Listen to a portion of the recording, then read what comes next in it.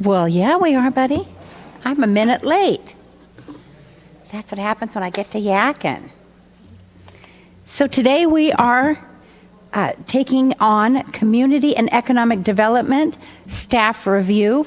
First, I'd like to have a roll call, please. Councilmember Carnevale?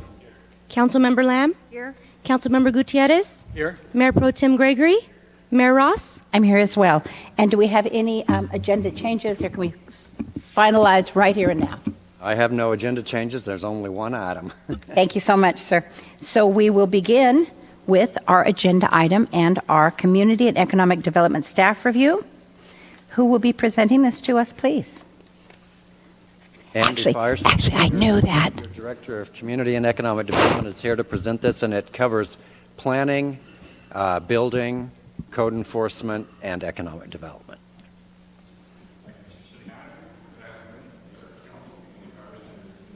Economic Development Director. And while I'm giving the presentation this afternoon, I do want to lead off by saying that this was a collaborative effort. There are 4 division managers within the Community and Economic Development Department, and each of them had a hand in this presentation. Sandra Molina is here. Eric Bessero likely will be joining us shortly. And then Justin Gardner and Jeremy Frey also had a significant role in the development of this presentation. And this is reflective of the work that the entire team within the Community and Economic Development Department has done, and they were all involved in the preparation of this presentation. Thank you for that. Within the city organization, we are the Community and Economic Development Department under the Assistant City Manager. And as I shared with you, there are 4 divisions within our department, and I'll touch on each of them in this presentation. So the Deputy Director, Sandra Molina, oversees planning. Justin Gardner is the Code Compliance Manager. Jeremy Frey is the Chief Building Official, and Eric Bessero oversees economic development. This is a snapshot of the overall staffing level within the Community and Economic Development Department, and you will see that there have been increases in the staffing over time. This is in response to direction from City Council to both operate a facilitative, predictable, automated process, and as well as actions to institute a 100% cost recovery for land development. So we have staffed at a level to be responsive to the development community, and we have the fees in place to collect that cost recovery. This also is reflective of short-term vacation rentals and the short-term vacation rental program put into place and additional code compliance resources needed for short-term vacation rentals. So from here, let's step into the administration. That's me. So my workload looks something like this. I work alongside Ann, I work alongside the other department directors, with Charlie on overall city management. This can include just participation in our general city management meetings, preparation for council meetings, and other things like that. I also work closely with the Historic Preservation Committee, the Architectural Review Committee, and Planning Commission. I manage the 4 divisions and the division managers. I do participate in community outreach, responses to public comments, and this last one, special projects and department initiatives, that really is focused on matters that are of high importance, high urgency, when there's something that needs an immediate response. I'm often the first one to step into that, work through that issue before it gets delegated or assigned to someone else. So I like this slide because this reflects really the continuum of the land development process, and it shows partly why we have integrated economic development into the Community and Economic Development Department.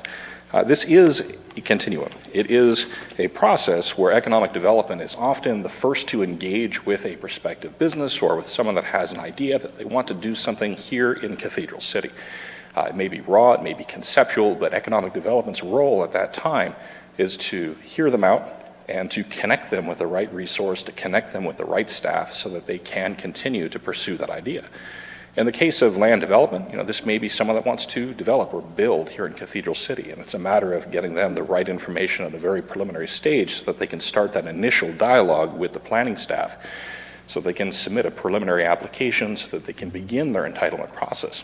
The planning staff, They're the managers of the entitlement process. Others contribute at the same time. You have Public Works and Engineering that's involved in the land development process. You have police, fire, building. You have others that are involved, but planning really isn't that lead role during the entitlement process. And as that continues, land development engineering, they take on a more prominent role. After a project is approved by the Planning Commission, really they become the project manager at that point as someone's going through a grading permit process or that post-entitlement process.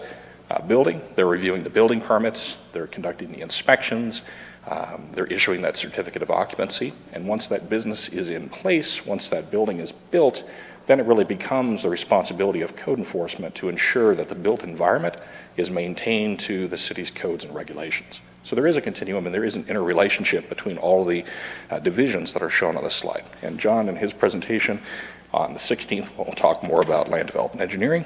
I'll cover the rest in this presentation. So stepping into economic development, you'll see 5 work areas shown on this slide. These mirror the pillars of economic development that were shared with you during your strategic planning work session. The first, this is one of the core areas for economic development, business attraction, retention, and expansion. This is our support for new investments and existing businesses and what work we do to create a sustainable economy in Cathedral City.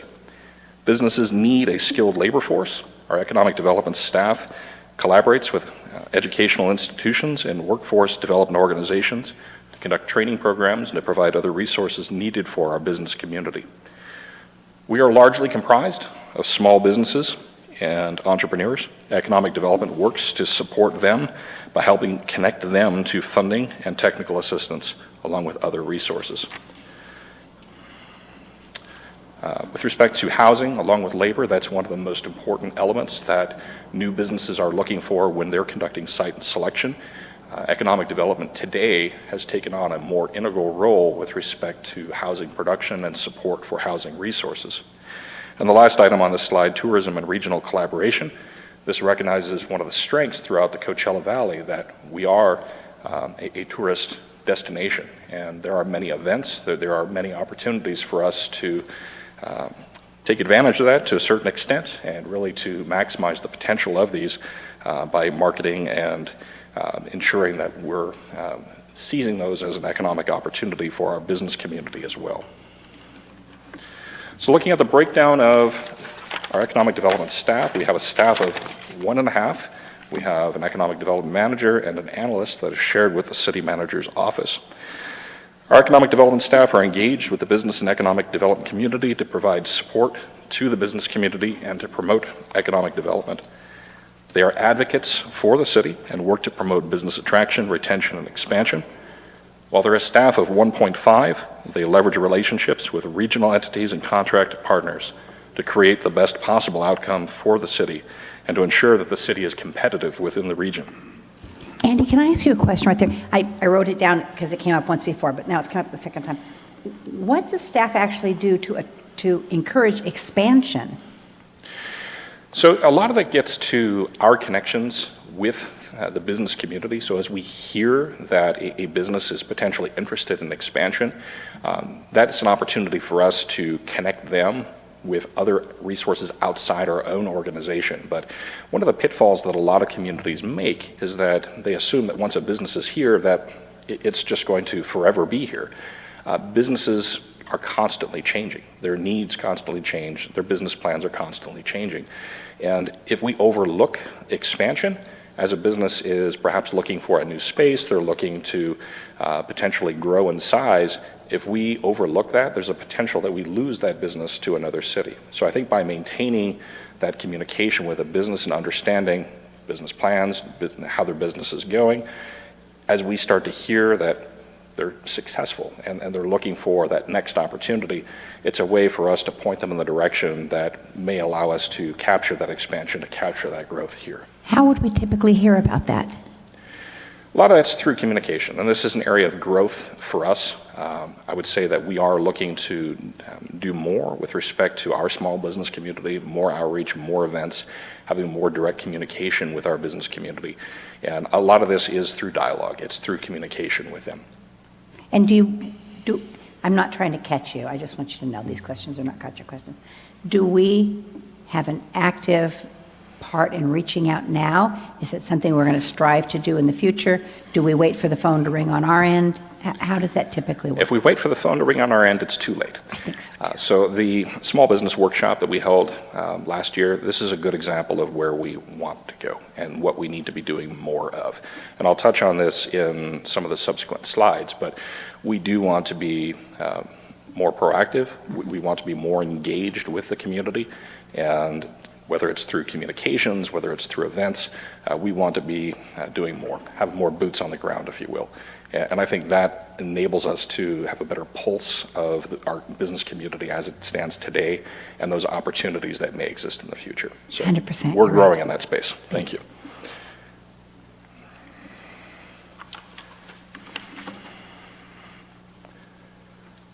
Apologize, you got me a little off track.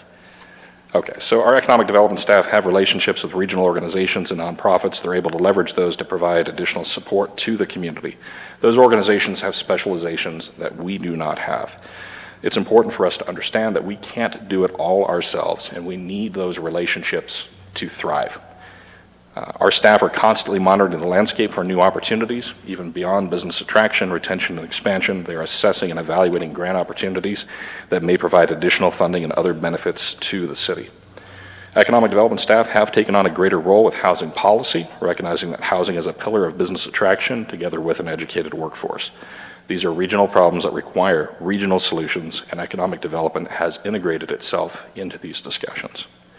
You can't advocate for the city's interests if you don't have a seat at the table, which is exactly what economic development is doing. They are active participants with Riverside County Economic Development, the Housing Can, local Chamber of Commerce, and groups like the Cathedral City Auto Center. They attend regional conferences and events, carrying the city's banner, representing the city at these events. So I do want to touch on the Chamber of Commerce and CVEP. You'll see in the next slide that we are recommending some changes to our budget, and in particular, we are recommending that we not extend the city's contract with the Chamber of Commerce beyond this year. The contract includes support for business support and engagement services at $30,000, marketing at $12,000, and events at $25,100, including State of the City. So we are proposing to pull that back and to recast that in a different way. The State of the City, this was advertised through an RFP, and that will be brought forward. Last, the Coachella Valley Economic Partnership. This is a membership. It's not structured as a services agreement. And what that means, it really is there's not an expectation for a return. With the chamber contract, there is an expectation for a return. There's a scope of work, there's a specified contract. With CVEP, we don't have that. And as a result of that, really we're granting $25,000, but we're not expecting anything in return. And we're also proposing that we look at this in a different way. It's not to say that we won't work with CVEP, but we want to work with them differently. So we get to this slide. I had just a question, if I could just jump in there. Is that okay right now? Sure. Okay, so what it is, it's back to the other slide, and it was about it says State of the City. So that would just be a standalone special event. Is that what you're saying? Yes, that would be a That's okay. standalone special event, and as we get the to... ticket sales and that kind of thing. So as we get to this slide, really the budget that we had for State of the City Right. under the chamber contract, that would get moved over to communications and special events, Oh, and that would okay. be managed as an event under that program. Got it. Thank you. You're welcome. So both of these budgets, the professional and technical services, as well as the membership budget within the economic development budget, have been reduced. The chamber, rather the State of the City, has been moved. Altogether, these budgets have been right-sized.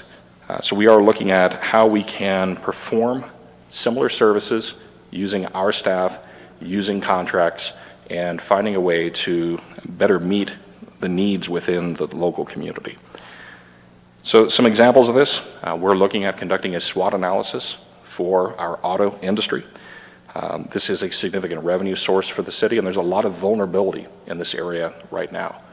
So in lieu of some of the work that we've done in the past, having a professional and technical services budget allows us to be responsive to the needs of specific industries within our community and really understanding how we can better serve those. We are looking at backfilling the business support and engagement services that are currently contained within the chamber contract. Our intent here is to work with the local chamber and the business community to identify gaps in services and local needs, and to put on events and develop communications directed to our businesses. We've already started having conversations with other agencies to be able to put on some of these pop-up events, to be able to put on events that are more locally serving to meet the needs of our business community. And I think we should start to see some of those here very soon, whether this is through Riverside County or through the Coachella Valley Women's Business Group. There are agencies that we can work with to meet the needs of our local business community. And this probably isn't exactly the time to pop this up, but we might consider in the, I don't know, the foreseeable future, going to something like a State of the Valley and maybe have it in the convention center or something like that, where we can all come together, talk about our cities, be able to work with each other and lower the costs. It's a possibility, and I think what we're suggesting here throughout this presentation is how do we do business differently. So I shared with you that we still want to do business with CVEP. CVEP, through their own strategic plan, has identified that they are specialized in data and analytics. And where we need data and analytics services, that may be an opportunity for us to share a scope of work and to engage directly with them on a scope of work. We did share the Auto Center SWOT analysis scope of work with them as a prospective vendor. So I think that's an area where we can continue to work with CVEP. We can continue to respect their areas of expertise. Overall, the economic development budget has been evaluated at a very fine level of detail. A lot of other changes have been made to ensure that advertising, marketing, these other areas within the budget are calibrated to our needs so that we can better serve the local business community. So the last slide on economic development, and there are a lot of bullet points in here. I won't touch on all of these, but this backs up everything that was shared at the strategic planning workshop in terms of the goals that staff laid out and some additional goals that the council identified, including those related to child care accessibility within the community and some other goals. So over the course of the next 2 years, economic development staff will be working towards these goals. So the next part of the presentation is the planning division, and this is broken down into these areas, including development and entitlements. That constitutes your preliminary application review of a new project coming in, conditional use permits, design review, general plan amendments, change of zoning requests, ordinances amendments to the zoning code, as well as the Development Services Committee. I do want to plug the Development Services Committee. When I came into the organization, it was meeting once a month, and it was primarily led by planning. It now meets twice a month, and this is a collaborative effort. And John, he's a significant part of this. Other department heads, other managers, they're a significant part of this. This is a roll up your sleeves and let's get involved. And these have been very, very good, robust discussions as of late. So we are capitalizing the opportunity with our Development Services Committee. The Planning Division also participates in the review of building permits that come into the city for commercial tenant improvements, new residential. These are ensuring that those meet setback, that they meet the other development standard requirements, and as well that they match the entitlement drawings for a new project. Public assistance, this covers customer service support over our counter. It can also include zoning confirmation letters, public records requests, and ABC licenses and support for ABC licenses. As we get into administrative permits and licensing, this covers planning support for cannabis licenses, business licenses, and home occupation permits. It also includes special use permits, sign permits, and other ministerial permits. I mentioned the three commissions that we have within the overall department. The Planning Division provides a high level of support for each of those. And then special projects and department initiatives. This includes the city's development code update. It also includes our work to implement EnerGov and to produce the general plan annual progress report, the housing element annual progress report, and the general administration and support for the department. So looking at how our time is broken out, we have the deputy director, 2 associate planners, an assistant planner, a planning assistant, and an administrative assistant. So I want to call out the associate planner position here. If we look at development entitlements, you'll see 40%, and then special projects and department initiatives, 40%. Really, one associate planner is at 80% dedicated to development and entitlements. That's Ms. Dawn Camps. And then the other associate planner is really 80% dedicated towards special projects and department initiatives. That's Ms. Cynthia Schultz and her work on the development code update. So they really are the managers, they are the experts in that particular space.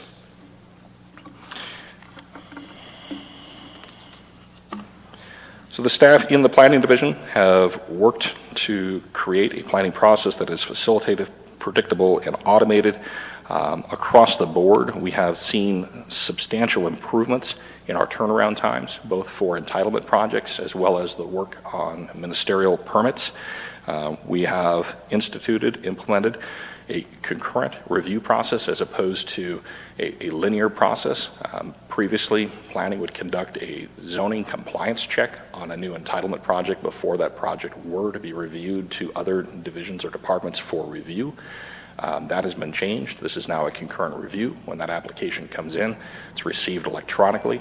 It's shared through Bluebeam to other reviewers, and those divisions, those departments are reviewing it at the same time as the planning staff. And that has led to a substantial reduction in our review times and increased our responsiveness to applicants.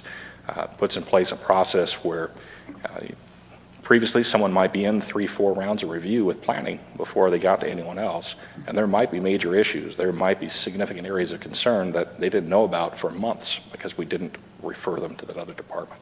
We're all looking at it at the same time. So as we look at the planning budget, the extraordinary one-time technical services, this includes 2 areas that I do want to mention. It includes the development code update. That spills over the course of 3 fiscal years, and we've broken that out between those years. We also have a one-time project in FY 25-26 for historic preservation. And this is to update a 2017 report and to do a more in-depth historic preservation survey within the community that's budgeted at $100,000. So between the historic preservation survey and the development code update, that's where the $400,832 comes from in FY 25-26. And then the other significant one-time cost identified in the planning budget relates to our pre-approved ADU plans with a new building code cycle coming up. We're expecting that as of January 1, 2026, we'll have a new building code. We need to update the ADU plans to be consistent with the new building code. So that would be a one-time expense. May I ask you a quick one before you move on to the next one? Do cities typically identify their historic properties in advance of anybody wanting to make, I guess, plaque it? Yes. And I think this historic preservation survey, as it's designed, as it's intended, really what that is to understand those areas where we may have historic resources within the community and for us to be able to advance that discussion further. So if we know that there are neighborhoods or districts where there are resources out there, we can begin more communication with those property owners, with those residents about the potential of those historic resources. It also alerts us so that as a permit comes in, we know whether there's potential historic resources on that property. So, Sure, I understand. I've just never heard of us actually seeking somebody out to define those systems. So we did a historic context survey, and I think that really identifies the overall lay of the land of our city, our community, its history, and it's a preliminary report that could be expanded on with this historical survey. Right now, City of Palm Desert is actually conducting a similar survey. I believe Rancho Mirage has also conducted a survey like this. So it's a way of building up more information on resources that are in the community and expanding the historic preservation program. And then by doing that and identifying them in advance, and the owners have not asked for designation, how would that affect building codes? It doesn't, because the program is still a voluntary program. Someone would have to submit the application to designate their property as a historic property. And there may be advantages to them if they were to do that, but it would still be initiated by that property owner. Really, this is an educational survey. This is a tool that's intended to allow us as a city and the community to better understand the potential for historic resources within the area. Thank you. You're welcome.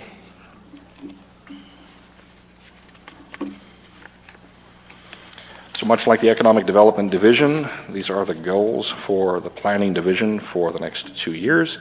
I won't read all of these to you, but we are working diligently on the Development Code update, and that is a substantial amount of work for the staff for the next 2 years. Related to the implementation of Energov, down towards the bottom, you'll see a couple of items related to application forms and checklists. Really, we want to do more to advise an applicant early on what it's going to take to go through our application processes, what do they need to submit, how much is it going to cost, how long is it going to take. So we still have some work to do in terms of developing those materials to better communicate to an applicant what to expect as they're engaging Cathedral City on an entitlement process. We also want to develop standardized conditions of approval templates to streamline and make that process easier, as well to be able to advise an applicant what those standard conditions of approval would look like early on in a process. Excuse me, Andy, we touched briefly last week about signage, and you mentioned that you were redoing that. Would that be in this goal section right here? That's part of the Development Code update. So we will be rewriting the sign code as part of the Development Code update. Okay, so from here we'll step into the Building Division, just continuing down that continuum of the land development process. So as with the Planning Division, the Building Division supports development within the city. It's supported by Chief Building Official, Plans Examiner, Inspector, 2 permit technicians. They generally work in the areas shown on here: plan check, the issuance of permits, conducting inspections within the city, answering questions over the phone, at the counter, out in the field, and then working on special projects. If we look at how their time is allocated, this is a reflection of city staff. We also contract for services, and I do want to mention that. We have HR Green on contract or on call for both plan check as well as inspection services.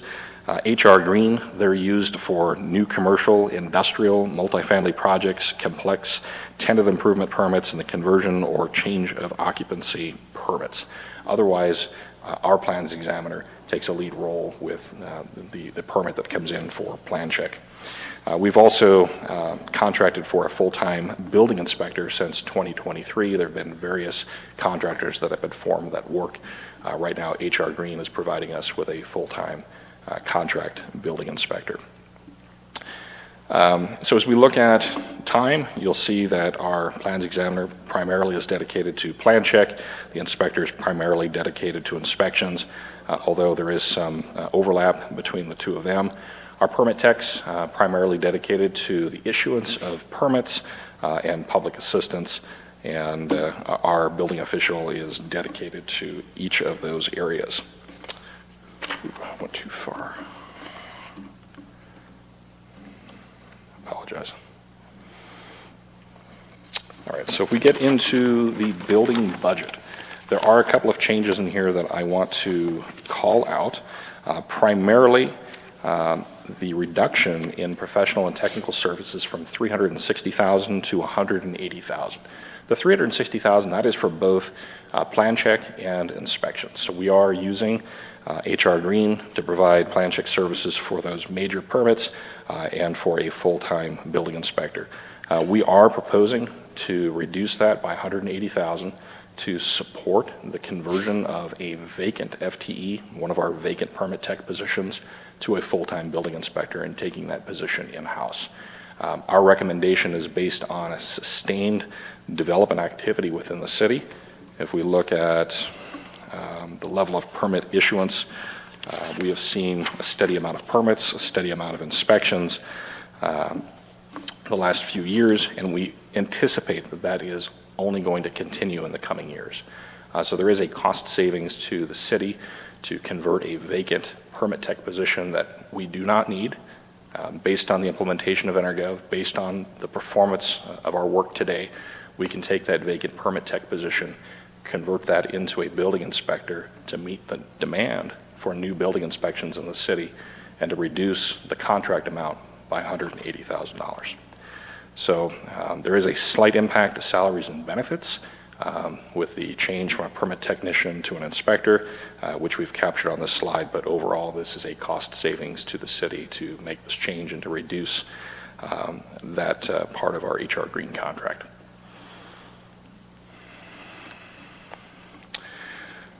Building Division's goals, it's pretty simple. Let's keep doing what we're doing. We're very successful at it. We want to sustain the permitting and plan review performance. We will be working on the development and implementation of the 2025 California Building Standards Code that will be coming back before City Council.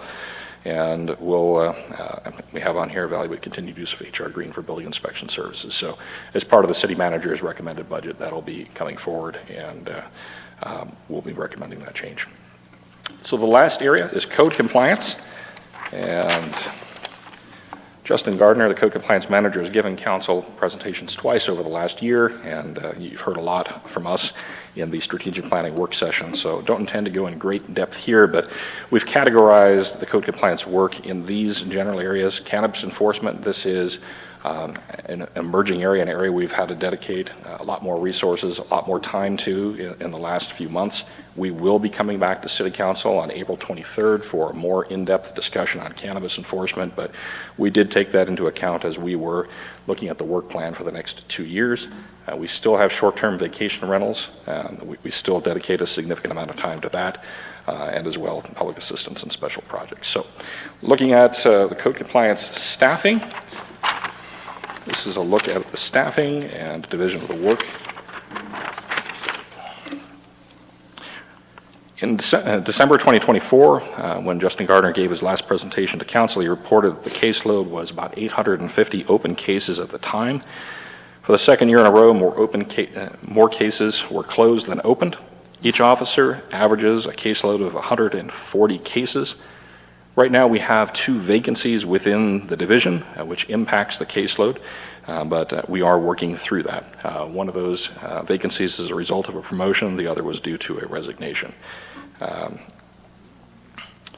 General code enforcement includes most of the common code violations: property maintenance, landscape enforcement, abandoned and operative vehicle abatement, sidewalk repair, shopping cart impoundment, illegal dumping, and sidewalk vendors. Most of that work is performed by the Code Officer 1 and 2s together with the administrative assistant. Related to general code enforcement is public assistance. This includes customer service over the counter and in the field, responding to public records requests, and that fills in most of the remaining code compliance 1 and 2 time along with the administrative assistant. As I mentioned, cannabis enforcement and STVR administration are a significant workload for the analyst. Manager is primarily responsible for the day-to-day management of the division, together with the assessment and identification of the division's programs and operations. The division is moving the direction of more proactive code enforcement work, including participation at events, and is looking at technology that can both assist in the identification of potential code violations and operate as a force multiplier for staff. So when we look at one-time costs and significant changes within the budget, there's 2 areas that I want to speak to. One is abatement services. We've always done abatements. When we have abandoned vehicles, we tow that vehicle, that's an abatement. We've done this work historically, but we've never really had a program within the budget to track our abatement services. So this is a change within the budget this year that we are putting into place. We're taking the resources that have historically been used for abatement, pulling those together, and actually calling it an abatement program. And this is an area that we're going to talk through to see how we can potentially expand on this to be more responsive to issues within the community. When there is a violation, there's no way that a property owner is going to be able to address this violation. Do we let it sit, or do we take action and lien the property? A good example of this is a case that just came up. Property owner passed away, and we're dealing with a major code violation on a property where the property is going through a probate process. Do we wait for this property to go through the probate process and risk all of the potential negative externalities that come from that? Or do we step in, take action, lien the property, and look for a reimbursement later?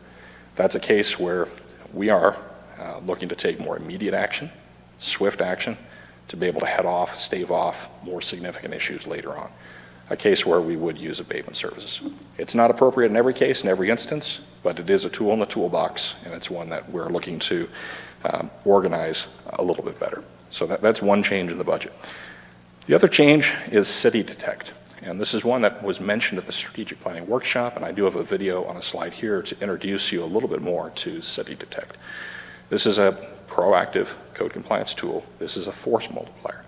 This is a tool that can allow us to more effectively use the existing code compliance officer 1s and 2s that we have and allow us to be more proactive in our engagement with the community. So I think the next slide should be the video. And if this plays, give you a little bit more of a sense of what City Detect is. Blight is very prevalent within the city. We have garbage, junk, and debris. We have graffiti, overgrown lawns, and a lot of it are things that we're not able to address proactively. My early research was on making cities efficient, right? How can we make cities efficient? How can we make sure tax dollars are spent well? How can we really affect change in cities? And then a later part of my academic career was all about AI and the impact of blight on property values, the impact of differential architectural styles, just basically anything you could see in the city, trying to measure it. When we're dealing with code enforcement or public works, right, these are groups that have to be, just by their very nature, reactionary. There's just not enough time for them to be fully proactive. The goal for any code enforcement agency is voluntary compliance, right? That's what we want. And if we can do that through education, it's definitely a win for us. Oftentimes they want to know, how do we quantify the problem that we're facing? The problem is way bigger than the funding that these groups have. I'm very short-staffed, essentially complaint-driven, where we should be utilizing education among the citizens. How can we do something with what we see in cities to make them better to live in, just kind of improve the quality of life? When I first saw the demo of City Detect, I knew that it could be something that would help us educate the citizens on what they should and should not be doing within the city of Stockton limits. City Detect uses cameras and computer vision, a form of artificial intelligence, to actually identify and detect all sorts of blight. Cameras are mounted on a vehicle. We have a bunch of telemetry built in with the GPS, etc. Constantly figuring out the angles, orientations, everything. And then we're able to push that stuff through all sorts of object detection models. That might be graffiti, illegal dumping, unhoused encampments, property decay. Anything that might be wrong with the community, we're able to help local leaders go in and find. So we create a prioritization list based on all these things with the top 20 houses they should remediate in order to have the highest impacts. What it's essentially doing for us is making my officers more efficient, where they can focus on the caseload. It's also going to be able to show us if we need more resources. Time's going to tell. And you're getting tons of data, right? It's big data. You may have 200 houses, 300 houses in a city that are blighted. Where do you start? And that's one of the ways that we add significant value and oversight to what's going on in the community.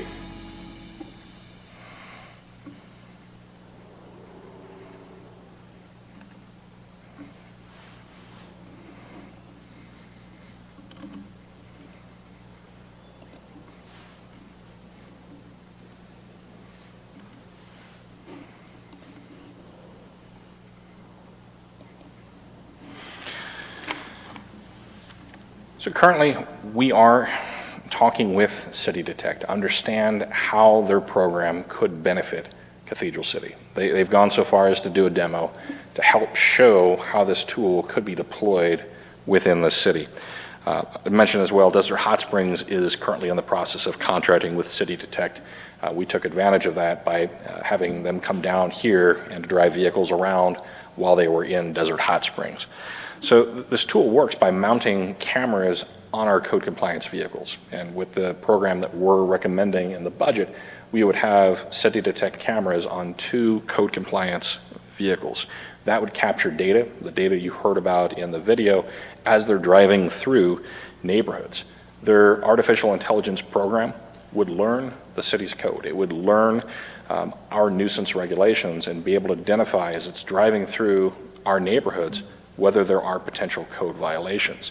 And this is an assist for our officers. You may remember the pilot trash can program that we did last year. It was not very effective. That was an all-hands effort. That was, we probably dedicated 20 hours of time between the officers that were in the field, time back in the office to walk 2 streets within the community to detect potential trash can violations and to tag those trash cans with flyers educating those property owners on that potential code violation. We could do the same level of work with City Detect in a much more expedient, much more efficient manner than sending every member of code staff out in the field for that one code issue. So let me touch on this a little bit more through the examples that they've shared with us. So this is a snapshot of the areas that City Detect drove through, collected some preliminary data. You can see on here, hot spots. Those are the areas where, based on the scan, based on the data, there are potential code violations. This was just one drive. This was a perspective of 3 neighborhoods at a point in time. If we were to have this software and this tool, this would be a heat map that we would have access to be able to drill down and see potential violations at a very fine level of detail. Excuse me, Andy, could I ask a question about the City Detect? Yes. So you have a camera on a vehicle. Yes. Code compliance officer's going through a block, and he picks up, let's say, 3 violations on that block. So now, does he have to go back there personally himself, or do you automatically just take the word of the camera and send out a violation or a warning? Everything is human verified. So we would not automate the issuance of a citation, but what you see on this screen, this is down in the same neighborhoods that we did the trash can pilot program. You see a color ramp of potential violations. Green, there's really no violation there, but as you see the yellow and orange, that's where the software is identifying a potential violation on those properties. So it gives it a blight score, if you will. Green is a 1, the yellows are a 2, the dark orange are a 3. And if this were in the software program itself, I could click on any one of the properties you see on the screen, pull up the pictures. This was just one drive through the neighborhood, but if we did multiple drives through a neighborhood, we could see those pictures over time. And sure enough, if you clicked on these in orange, you would see vehicles that have parking on landscape, just like these. And that's where we have the opportunity to verify that there is in fact a code violation in that place. And through the filters that you see on the left side there, if we're looking for a particular type of violation, if we're looking for landscape maintenance violations, if we're looking for vehicles that are parked on landscape surfaces, we can select those particular violations and see what's in the data set, be able to pull those out and to have photos, date, time of when those photos were taken, to be able to understand what the cameras have picked up. And from there, we can do several things, but we can create reports. These reports can be exported. They can be attached to a case file in our GoGov software. And as well, we are working on an integration between City Detect software and GoGov, where that data can even be automatically exported from City Detect, open a case in GoGov, and creating a code case in GoGov. But the intent here is to not replace, but to support the code compliance officers, to be able to offer them the tools and resources they need to be effective in their roles in their jobs. And I've shared with you, this is intended to be a force multiplier. This is a tool that allows us to drive through a neighborhood, as we do every day, to capture that data, to capture information. And as we're hearing about issues across the city, as we're hearing about issues within specific districts, the character of our community is vastly different. If we wanted to address a particular issue in Panorama or the Cove, this tool would give us access to a wealth of information for us to be able to send out proactive mailers, to send out communication that's addressing very specific issues, whether this is stockpiling that may be on properties. We have tools with City Detect that would allow us to initiate more of those communications. Stockton, the example you heard about, they've realized an 80% compliance rate when they've sent out letters based on data they've collected through City Detect. People clean up their property. They address that code violation. They found a very high level of response to even the first communications that were sent out.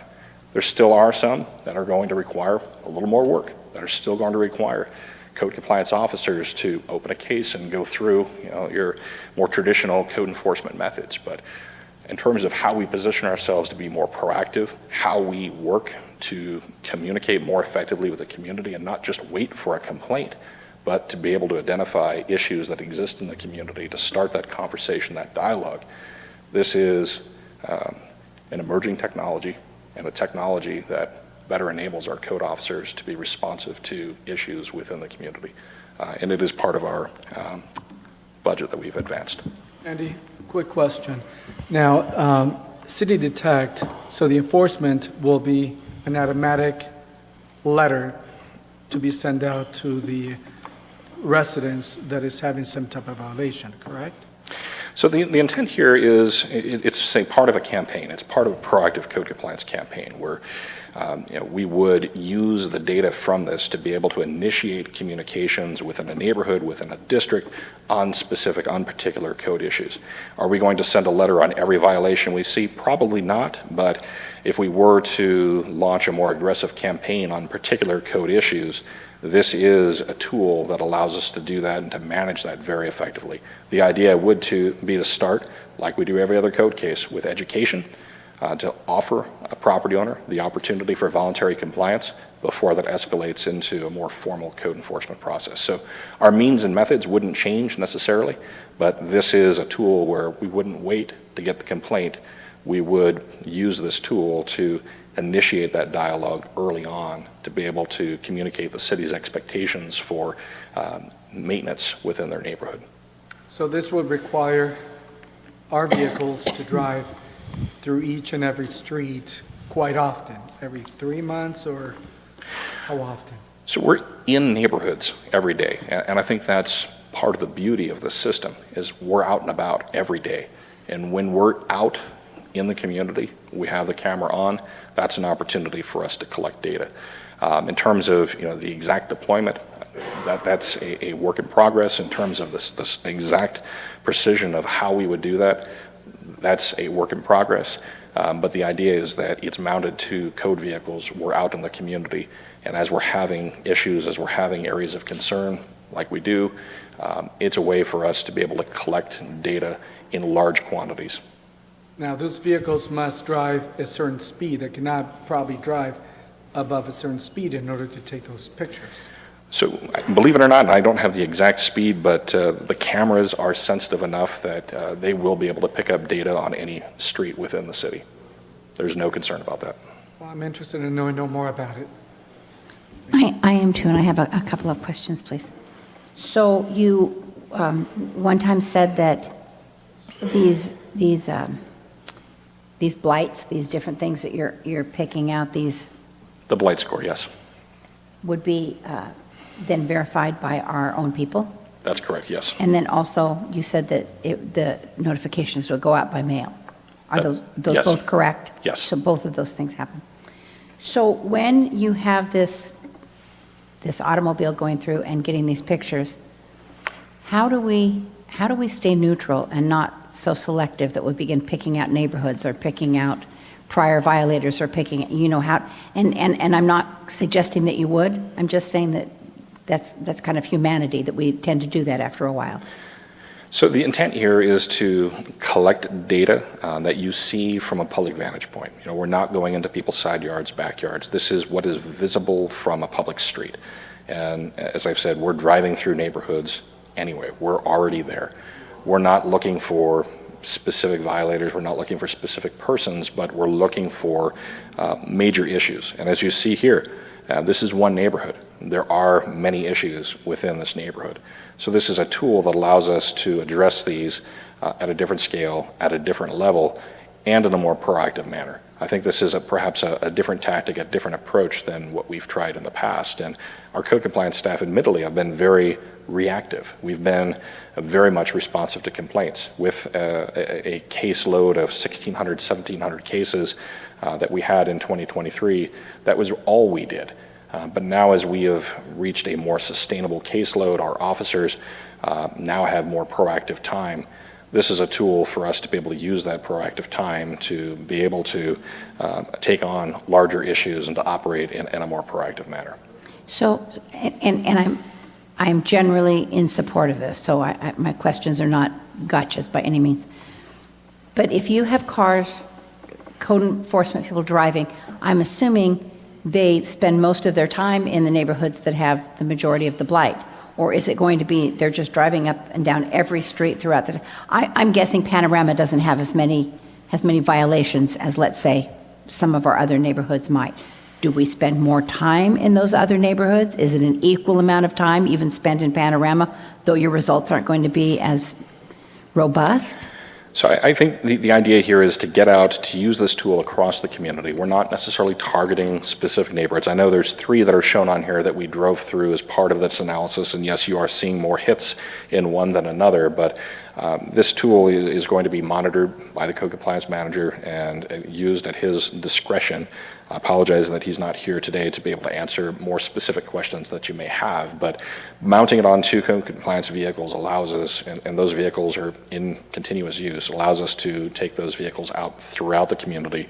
And through this dashboard that you see, we can monitor, are we saturating one particular area of the community, not other areas? That's something that we can monitor, and really based on the direction, the feedback that we get from council, we can make changes based on direction that we're hearing from council. I don't understand the goal, and I'm not going to beat a dead horse on this one, but my last question would be, so will your code enforcement people be spending more time in the areas in which there'd be the majority of the hits, or will it be an equal drive throughout the entire city to treat all neighborhoods equally? Let me answer that one for you, Mayor. We would treat all areas of the city equally in deploying this. When the data starts coming in, then there may be differences in terms of the level of violations that are found in certain areas. Of course, everybody who has the violation will get the notice about it, but the intent would be, because right now with only 6 officers, there's no way we can be proactive in every single area of the city. This would allow us to do that, and then based on the data itself, then we could make determinations on where do we need to do more follow-up work or not. I understand that you will find more violations in some areas than others.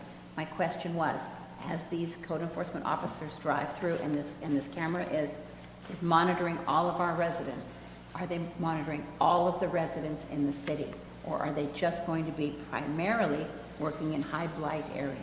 They're going to be monitoring all the residences in the city, and they'll be deployed equally, at least initially. The data itself then will determine what level of follow-up is necessary in areas. Does that make sense? Not as much as I'm comfortable with, but I do hear your words. Are you concerned that one area will be targeted more than another? It would be normal for that. I mean, so I'm not trying to be critical of anything. If you're the police department and you have a neighborhood that has more violent crimes than other neighborhoods, you're going to spend more time there. Your officers are going to spend more time there. And yet if the way we're demonstrating this violations, is through an electronic device. I would be much more comfortable Yes. if I knew they were going everywhere. Let me help offer just one additional perspective. There still is the neighborhood standard, and not every neighborhood in the city is the same. That's right. And this is where a lot of the discretion from your code compliance officers comes into play. The standard you apply in one neighborhood may be different than the standard you apply in another. And that's where reviewing these hits, reviewing the data that comes back from the AI software is important. There is a human, there is a code compliance officer that is reviewing that before we send these letters out, and certainly before we elevate a case to a citation. There is discretion. I'm guessing we'll have many conversations about this. Thank you so much. And Andy, to touch on that, I would like to get a little more information on this as well, because I think it is a promising software, and I might just buy one for my own district, so they can drive around my own district all day long. So perhaps as a suggestion, so this is budget, right? This is not the award of a contract, this is budget. We can bring the contract back before City Council, and that would enable deeper discussion. You would have Justin Gardner, you would have the vendor here to be able to offer more responses, more information than what I can share. And I hate to And say we that have I've the exhausted contract what I to can read. share, but I'm pretty close to having exhausted what I can share on City Detect. You know, yeah, Councilor Gutierrez, you brought to mind a really good point on this. You drove with Ann and I through the streets in your district one time, and because it was the three of us, and you were driving, so you couldn't write anything down, the two of us were writing, and what we did was, when we'd see one that we thought was particularly bad, you know, we'd write down that address. The advantage that this has over what we were able to do is, it would have identified every violation down that street, and then when the code officer or the code manager reviewed it, then determinations, and using that sort filter, okay, the ones that had 3 or more, let's send them a letter or something like that, which was impossible for us to do with, you know, 2 human beings writing down on a notepad in the back of the car. I believe that day you ran out of paper and ink. So if we're done with City Detect, like the other divisions, we have goals for the next 2 years. Yes, cannabis odor control enforcement is top of the list here. We will be back on April 23rd to do a deeper dive into cannabis odor control and enforcement. We are continuing to look at technologies such as City Detect that provide tools and support and resources that we need to enable the code compliance officers to be effective in their space. Along the lines of being proactive, we are looking at how we can host community cleanup events, how we can be more proactive in that sense as well. We're continuing to have dialogue on vacant and underutilized properties. I know the last presentation on that did not go well or as expected, but we are retooling and bringing that back for council discussion as well. We are continuing to partner and support other divisions, other departments within the organization. This includes planning, it includes business licensing, how code compliance can better support those areas. We are looking at a parking enforcement program based on recent council direction, and we are looking to continue to develop and implement a volunteer internship program. We just had our first successful intern go through that program. That is a success for us, and Justin Gardner will continue to provide regular updates to City Council. And that concludes our presentation to City Council this afternoon. Thank you so much. Any You are welcome. questions? Yes, let's start. And these are just comments that I have. First of all, thank you for a great presentation, and, you know, what you're doing is just brilliant. And I just wanted to highlight again the tour of the 3 different areas that was most recently conducted, because it gave community members an opportunity to really have input, walk the streets, see what's happening, you know, and have a buy-in to the community that they share. First of all, and I wanted to say about economic development, you know, Eric's doing such a great job, and Victor. And I happened to attend the small business workshop, and the two lines that you have about attracting economic development and energizing and supporting entrepreneurs, it was evident in that room, because these are our local business owners. And the 2 women that happened to I heard the most and remembered their comments the most. And they were both business owners at Ramon Plaza on Ramon and Landau. And they talked about, ways that they could, get new business and energize the community. And the connections that they made were so valuable. So thank you for that. Secondly, as far as having a catalog of potentially historic designations is brilliant. And this is an aside, but I happened to attend the Coachella Valley Journalism Hall of Fame luncheon, and they talked about our two-story blue building on Cathedral Canyon and Highway 111, and it used to be the site of Palm Springs Life. And the Sun's editor happened to be at the luncheon, but out there in the community, they know the resources that Cathedral City has. So I think that is absolutely brilliant. And as far as City Detect, I think that is it seems like a great system. And I have very responsive, attentive members of the community that text me frequently about graffiti sightings. They're early risers, and so they spot there. But the idea of consolidating efforts for the services that we already pay for in terms of graffiti and cleaning it up, I think that would be markedly used to a better benefit in less time. So thank you for all your efforts. Thank you, Mayor. Now, my question is, can you tell me what is the turnaround for permits and which permits are also issued over the counter? Sure. So that is a complex question, but let me give you as short of an answer as I can. So in the building division, right now the turnaround times are 15 days for major permits, 10 days for minor permits, and we are hitting the mark. We are getting those out the door in a much more expedient manner than that. That's due in part to both city staff as well as our contract with HR Green. In terms of the exact number of days, I don't know offhand. I can follow up with you on that, but we are exceeding the benchmarks for turnaround for building permits.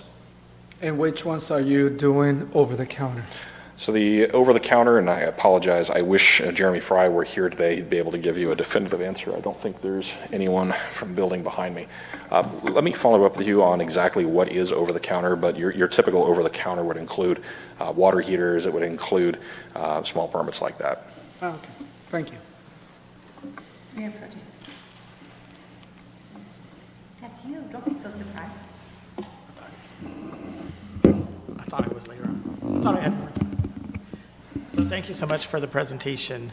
I didn't interrupt during it, so I have a few questions or remarks for here and there. But so at the beginning, you presented the model development process and how it started at economic development. And I think when you spoke about it. It began when someone approached the city about building, and I was a little surprised at that.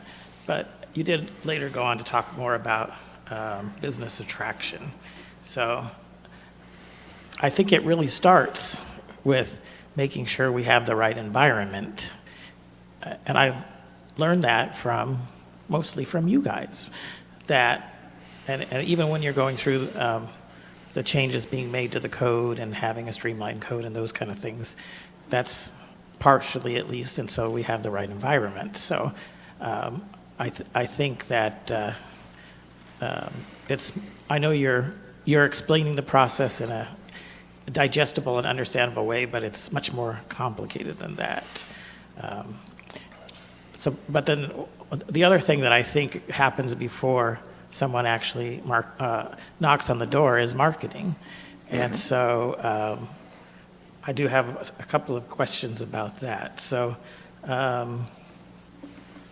you spoke about basically eliminating support for the local chamber and eliminating to some degree, the city interaction with them then, and same with CVEP. While I have had concerns with those in particular, and I'm in particular for many, many years, even in my prior life, there were always questions about the value of CVEP, frankly, and the chambers are all different. There are certain things that, in particular, the chambers do bring, especially when it comes to having a reputation, you might say, around the country of a good place to start for businesses or people interested in starting a business or those types of things, and some place that they might contact. So I'm not really hearing what the city is going to do to replace the contacts and marketing aspect that the chamber brings, and to some respect, if it's functioning correctly, CVEP might bring when someone is looking at their data.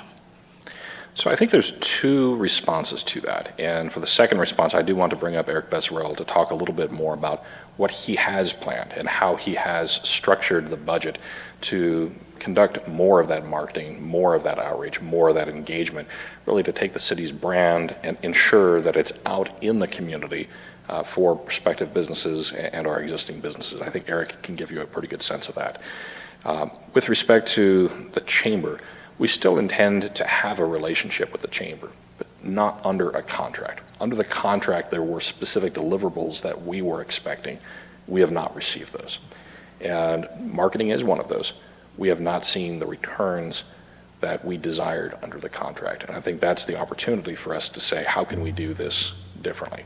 So we still can coordinate, we can still collaborate with the chamber on particular events if we want to sponsor an event or if we want to include the chamber. But I think the idea here is how can we do more ourselves, and not necessarily with Eric Becerril and Victor Gomez, but how can they use their regional relationships? How can they use their relationships with these other entities, these other nonprofits, to put on events that are more directed to our local needs? So I think that's perhaps the departure. We can always choose to go back to the chamber to engage in a contractual relationship with them at a later date. But I think here we're recommending a shift to allow us to better use those resources or to use those in a way that produces more direct returns to the city. So, Other side. thank you. I snuck up on you. Good. Is it afternoon? Good afternoon, Mayor, Council. Very good questions. So one of the beautiful things about the small business workshop, really what it wasn't intended to just fulfill all the needs that we needed for small businesses, but really it was to showcase some of the resources that we have out there already that we maybe haven't just tapped into enough, that are completely accessible for our community, and it's important to highlight those.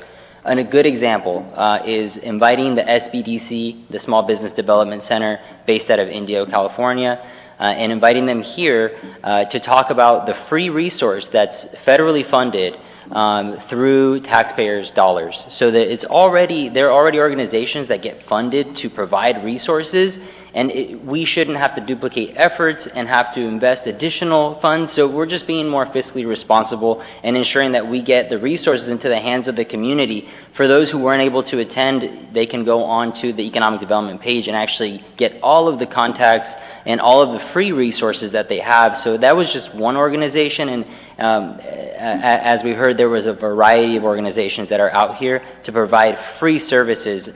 Some of the ones that you heard were Riverside County Office of Economic Development, a wonderful resource that exists and really knows what's going on from not just a local level but a regional level. So being able to get those resources into the hands of our business community is very important, and ensuring that we aren't paying for duplicate efforts or not getting information to the business owner or something. We're trying to be preventative of and ensuring that we actually go out and make those communications with these agencies and hold them accountable to come and support our industry and support our businesses. That's a passion of mine. That's a passion, I believe, that of all of yours.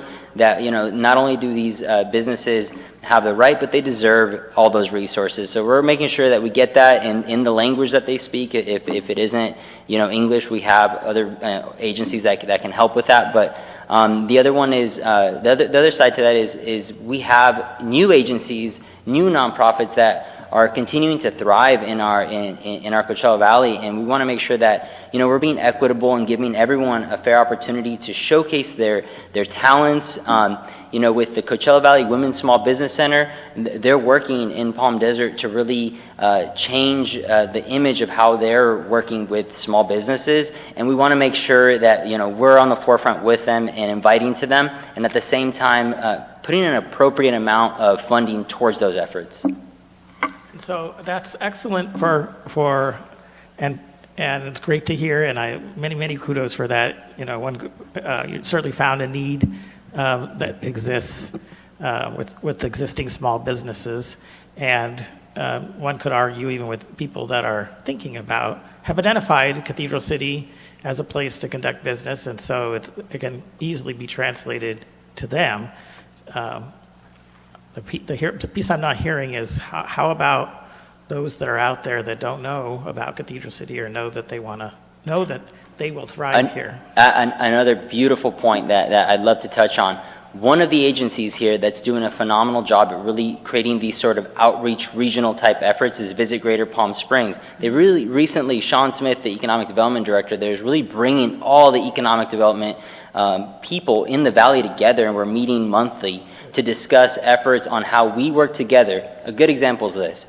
ICSC, the International Conference of Shopping Centers, is coming up in Las Vegas. Most cities, if not all, attend. Now, it can be a fiscal burden to attend such event, going out there, getting a hotel, so on and so forth. And the ultimate effort at the end is to showcase our city. So what we've done is worked with Visit Greater Palm Springs, and we are going to be getting them content and different sites that we want filled. We want businesses to come with us not actually having to be there. So they're going to be out there in Las Vegas talking in behalf of Cathedral City and other cities, and we want to make sure we use that resource. Why would we have to go out there and duplicate efforts when we have someone that's willing to go out there, understand our community, wants to see the growth, and us not have to, again, have to have that fiscal burden of going out there and doing the kind of one-man show. This is a much more, I think, cohesive and type of approach, and I believe it's going to create a much longer-lasting impact with the community. One last thing I do want to also note, we talked about how we're trying to be a little bit more proactive on finding grant opportunities and stuff like that. One thing that we recently did was we applied in behalf of Cathedral City to get a scholarship with Team California. So Team California is another organization that is out to support the growth of California, a $4 billion industry, fifth largest economy. It's important for us to acknowledge that, but having the right partners is crucial. So this $3,500 membership, we were able to get sponsored, and now we're tapping into that resource for the next 12 months and being very proactive on that. So, we are doing our thing, but at the same time, I'm being very mindful of the community's funds and making sure that we use them when we have to. Yes, well, thank you so much, and you did hit on it. I was going to say, when it comes to tourism, Visit Greater Palm Springs certainly promotes tourism, and I think they do an excellent job, and tourism-related businesses, but there are other things, that, especially in trying to develop a well-diversified business economy, you might say, in our city and our region. So I'm hearing from you that they are branching out into not just tourism-related businesses, but other businesses? Oh, absolutely. Okay. Yes, absolutely. I think they acknowledge the efforts, the importance of what we talk about, and right now they're undergoing their CEDS, their Comprehensive Economic Development Strategy. Them, along with Riverside County, are going through that process right now. And boy, are we taking advantage of that, because at the end of this, at the end of all of their efforts, we get those reports. We get all that information, and then we can really make strategic moves as to how we address our city's needs that may be slightly different than our neighboring cities. Okay. In terms of a lead, Visit Greater Palm Springs is very much in a lead role for regional business attraction. Excellent, excellent to hear. Thank you so much. So I do have a question. This one relates more to the events. And as already has been explained, the intent, and it's already out to RFP, is to for the state of the city then to be an event through communications and events, of course, I'm sure. That's correct, yes. Assisted by you in economic development in particular under your umbrella.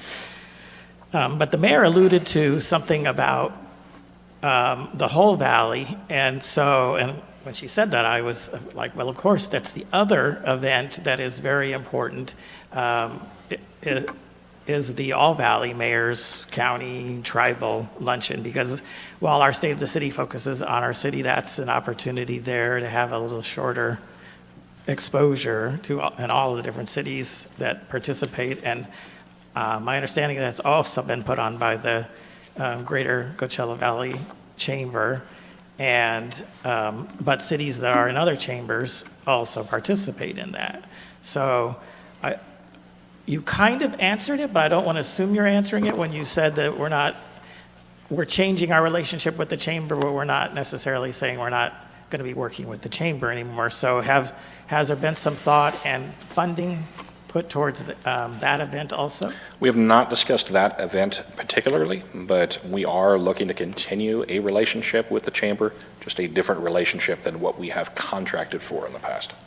All right, so my recommendation would be somewhere in the budget process that there be for that, and look at any other of those types of chamber events, because it's not just State of the City, although that's the one that's focused on Cathedral City, but there are some others, and that one in particular comes to mind because it does give us a chance to talk about what's going on in Cathedral City in a much shorter format, but with the whole rest of the valley. And what I did in the city manager's recommended budget, Mayor Pro Tem and members of the council, is most of the money that was in previous years directed towards CVEP and the chamber, aside from the State of the City event, it has been redirected to the economic development budget so that there is funding, so that we can be a sponsor at the greater mayors and managers or mayors and tribal leaders luncheon and things like that. So that money, other than I reduced it by about 20,000, I think it was, to get us in the total budget balancing, but otherwise that's been put into Eric's budget so that there is funding there for things like that. Okay, so that's it with economic development. So my next question has to do with the building, and you spoke about funding a new inspector's position. Yes. Who will then be doing the work that a contract worker does, and you laid out a chart that showed the amount of work. The part I didn't really hear is, well, with the hiring of that new position, will they be doing all of the inspections and you won't be using any contract inspections, or would you still, is there still, do you anticipate a workload that you'll have your current inspector, that inspector, and still have a certain amount that a contract inspector will be doing? I expect that we will be able to conduct 100% of the inspections in-house once we have that second inspector. We will still have the contract for on-call. You never know if you have an inspector resign, retire, if you have a gap, you still need that resource in order to meet the community demand. So we'll continue to have that as an on-call, on-demand service, but we will not be utilizing that on a full-time basis. So one thing that's scary about your field is that a good portion of it depends on activity. And you even alluded to something I think the council is very pleased with, that we were able to support the revision of fees to really support that activity. But the scary part about that is activity goes up and activity goes down. And so I'm a fan of a certain amount of contracting as long as they're managed well, because that gives a lot of flexibility when things turn down. So I was wondering if you might reflect on your thoughts or plans, if there should be hopefully not, but if there should be somewhat of a pause, we might say, in activity. So likewise, I believe in a balance between city staff and contracted resources, and I think you see that across the Community and Economic Development Department. In planning, we have on-call specialists to provide assistance with CEQA and environmental processes. We use contract resources in code for abatement services and other work. We just discussed economic development and the use of contract resources to leverage our city staff resources. And the same is true in building. We have a contract with HR Green to provide plan check services where we don't have the depth to be able to conduct the reviews for those major, more complex applications. And we have relied on that contract for building inspection services. I am confident in asking for this request based on not only the demand we have seen over the last several years. We have waited for a period of time to get to this point where we can say there is sustained demand for a second building inspector, as well as we look at the pipeline of what has been entitled. And this goes back to the presentation on housing and the housing element from a recent meeting. We've seen a rapid increase in the number of residential entitlements in the city. Those take a lot of work to inspect and to ensure that those meet code. So when we look at residential entitlements, when we look at commercial projects that we have in the pipeline, we see a very active future for the city for the next several years, and that's where we have estimated the permit valuation, the number of new building permits, single family, and inspection demand for the coming years. Anything can happen. A change in the national economy, that can affect us at a local level, but based on what we've seen in the entitlements for the next couple of years, I expect that we're going to see a sustained level of development activity. And you feel like you've been conservative enough with those numbers, knowing that not everything entitled, I mean, we hope that everything that's entitled is going to get built, but, we have experienced, I mean, we've had, when we still have some that aren't quite finished, where the streets were built out because everything was entitled and then something happened and they weren't built. But you feel you're being conservative enough that... Yes, I believe... I know we certainly don't want, you don't want to look at a layoff situation ever, hopefully, but not in anything that's foreseeable. We can't predict the future in its entirety, but based on the current inspection demands, we have enough demand for 2 full-time building inspectors. When we look at how many inspections each inspector is conducting on a daily basis, it's enough for 2 inspectors. They're very busy. Okay, good. All right, so I also wanted to speak just a little bit about code, and you spoke about the abatement services budget. That is an excellent idea because it's one of those things that's predictable, that does happen, and I think we've all had situations arise throughout the city and in our own districts where a situation came up and there needed to be some type of immediate abatement.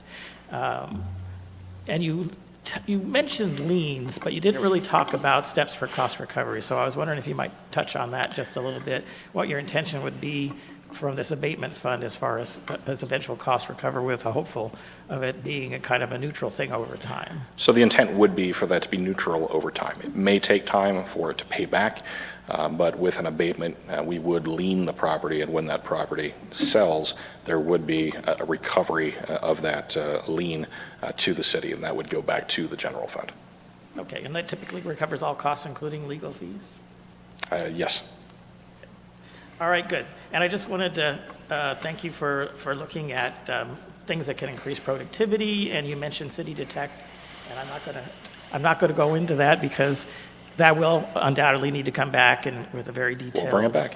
report and a lot of discussion, because I know there's even certain difference of sentiment amongst the council. But what I heard you saying that I was encouraged with is that it helps prioritize, and it would not be automatic. I think there was I heard hope from some people that the machine would spit out letters at least, and maybe eventually citations all by itself, which is a horrible thing because that's the last thing you want to do, that I want to do, is have a resident come and wave some letter in my face about something that if somebody had looked at it, or frankly talked to them about it, made some attempt to do so, it might be a little bit of a different situation. So it sounds like your intent is to use that to identify priorities. Yes. And much like the police department might, use statistics and data that they gather, or other departments, to prioritize their workload. But any work would actually be kind of case by case. It wouldn't be anything that our citizens would need to fear, that Big Brother and the riding around the trucks with the machine would automatically be sending them something unreasonable.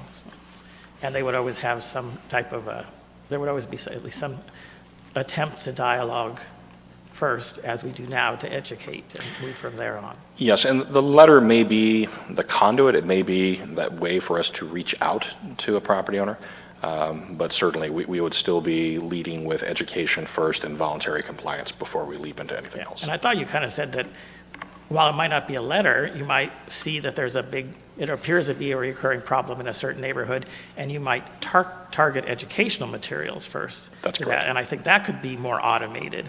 But when it comes to actually then telling people they need to fix something, I would hope we would at least make an effort to put eyes on and see that it's actually real, and if it's appropriate to have some dialogue first. Thank you. All right, thank you, Mayor. Thank you very much for the presentation. Any further questions for anybody? Any follow-ups? Have a great afternoon. We appreciate your time. Thank you for having me here. And I don't have my cute little thing, so I'm just going to use this one. Mayor Ross, we do have a public comment to read before we... We do. All right. Okay, so I did receive this comment for the record. It was provided to the council, and it's available at the entrance.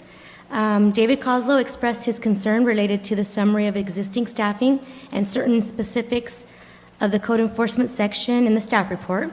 He requested the city council place an item on their next agenda related to the anticipated shortfalls in city revenues and the increases in fiscal obligations. Are there any other members that would wish to comment on this item? And we have no more comments, Mayor. All right. Then, second verse, same as the first. Thanks.